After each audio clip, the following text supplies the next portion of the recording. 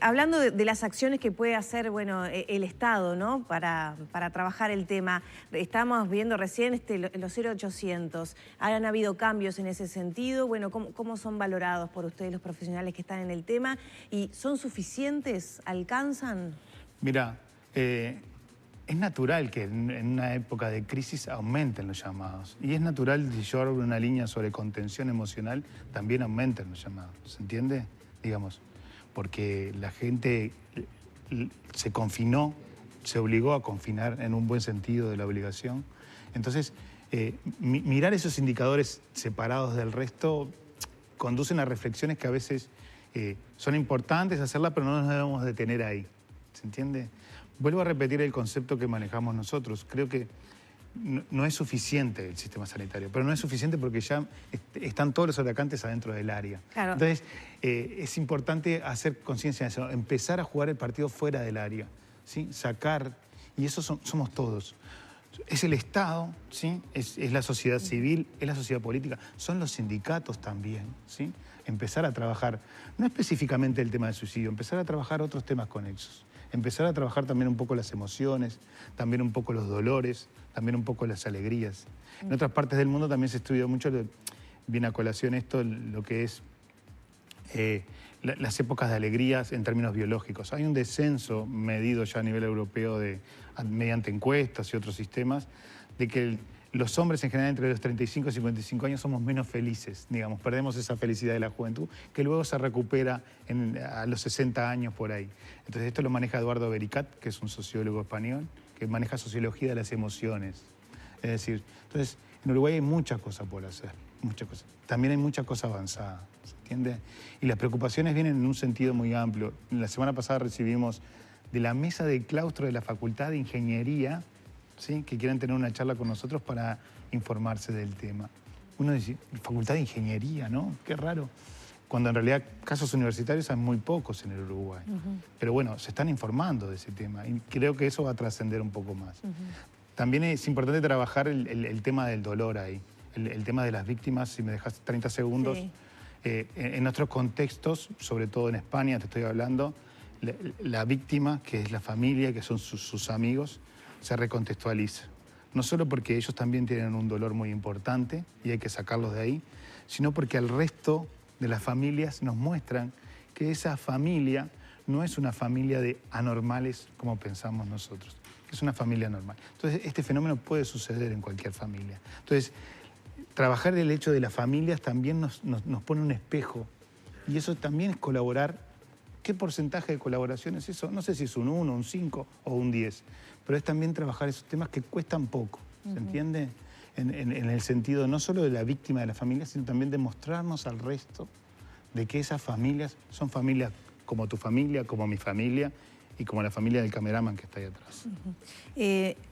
Estamos hablando de prevención, como para ir un poco haciéndole un cierre al tema. Prevención como responsabilidad de toda la sociedad y también trabajando intencionalmente la gestión de las emociones desde la currícula, ¿no? Sumarlo. Pero el abordaje, tú nos hablabas de que el sistema de salud está colapsado y que cuando la persona ya ingresa al sistema de salud es que ya, digamos, la afección empezó a caminar en esa persona, ¿no? Sí, porque siempre hablamos de conducta suicida. Ahí. Desde la idea, los intentos, a la consumación. Sin embargo, el sistema de salud, que está saturado, como tú decías, ofrece solo 6 meses de atención psicológica. ¿Es suficiente?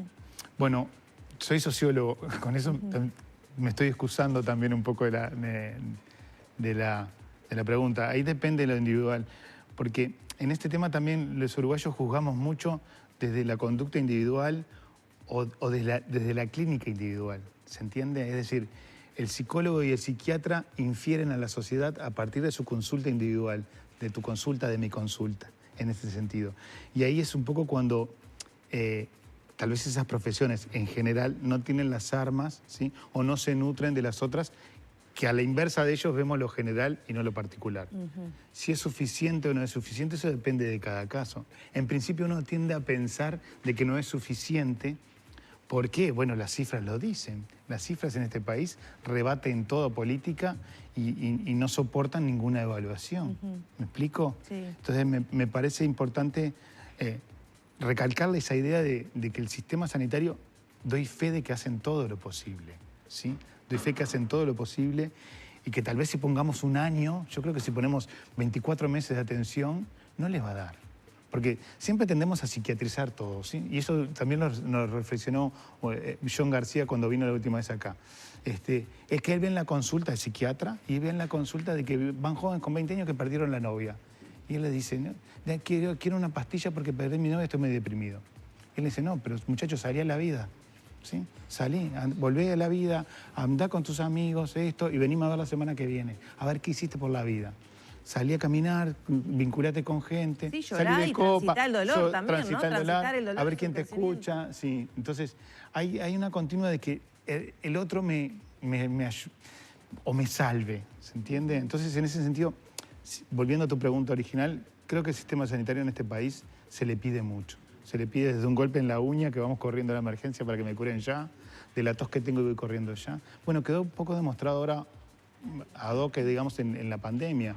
Las enfermedades, digamos, respiratorias del sistema alto han descendido bastante porque nos cuidamos más, acudimos menos a la emergencia o al sistema sanitario. Entonces me parece importante volver a rescatar por tercera vez esta idea de que todos, porque esta idea de que no hay que ser profesionales para actuar en el tema. De que todos tenemos nuestra responsabilidad y nuestro grado de colaboración. Y ahí para cerrar ya te pregunto, ¿a qué tenemos que estar atentos de un compañero, una compañera de trabajo, para, bueno, poder dar una mano y capaz que no nos damos cuenta? Porque en definitiva este tabú, esta negación la tenemos todos, ¿no? Claro. De no ver al de al lado, aunque yo no lo sienta o lo tenga en mi familia. Porque esta negación nos pone cómodos también, ¿eh? No es necesariamente de que seamos egoístas, también nos pone cómodos. Encapsularlo en una familia de suicidio nos pone cómodos a las demás familias del edificio, de la cooperativa o del barrio, ¿se entiende? O si es un compañero, nos pone cómodos encapsularlo en él, ¿sí? Buscar esos factores individuales porque me sacan la culpa. Creo que la primera contención que tenemos es que todos tenemos dos orejas y una boca para escuchar. En segundo, juzgar menos y conducirnos con un sentido más amplio en la vida, ¿sí? Tener esa cultura de que yo puedo ayudar y que yo también estoy dando protección y estoy dando contención. No necesariamente en un sentido psicológico, porque ninguno de nosotros dos lo podemos hacer porque no somos profesionales, sino en un sentido social y que la gente se sienta de alguna manera perteneciente a algo. Ese algo muy amplio, ¿sí? Puede ser de un compañero de trabajo, a un compañero que juega al fútbol los fines de semana conmigo, o a mi vecino de edificio, de cooperativa, de barrio. Entonces, me parece que todos tenemos dos orejas y una boca para escuchar. Y sobre todo, también recalcar el otro lado, para juzgar menos, ¿sí? Y ser menos contundentes a la hora de evaluar y de valorar a los demás. Como tú decías fuera de micrófono, ser menos violentos. Porque eso también, la violencia no solo es física, también la violencia es simbólica, es cultural. El nivel alto de violencia de género que tiene nuestro país se puede vincular con las conductas suicidas y esta violencia hacia sí mismo que mayoritariamente afecta a los hombres? Sí, en realidad el tema de violencia de género es otro flagelo de la sociedad, es otro espejo que tratamos de ocultar, como también lo es el exilio, por ejemplo, para decirte temas que a veces suceden y conocemos muy de cerca y no se tratan. Sí, el tema de la violencia de género es un tema particularmente importante y preocupante en el Uruguay, ¿sí? Sobre todo por las cifras que está aumentando. Creo que sí, que, te vuelvo a repetir, los hombres nos conducimos muy mal en la vida. El carnet de conducir en la vida creo que lo perdemos la gran mayoría de los hombres.